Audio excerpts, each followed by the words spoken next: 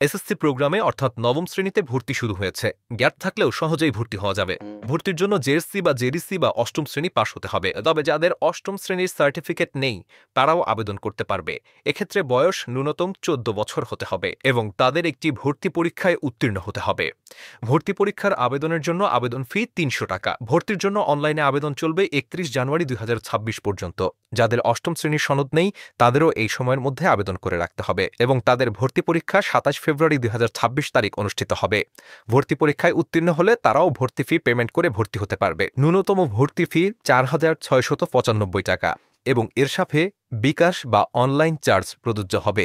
বিজ্ঞান শাখার শিক্ষার্থীদের জন্য অতিরিক্ত ২০০ টাকা দুইটি ব্যবহারিক কোর্সের জন্য প্রযোজ্য হবে। ভর্তির জন্য ওছাফস ওয়েবসাইটে গিয়ে ওপেন স্কুলের এসএসসি প্রোগ্রামে অ্যাপ্লাই নাও বাটনে ক্লিক করে প্রয়োজনীয় তথ্য যেমন ব্যক্তিগত ও শিক্ষাগত তথ্য, ছবি এবং স্বাক্ষর আপলোড দিয়ে ফর্ম পূরণ করতে হবে।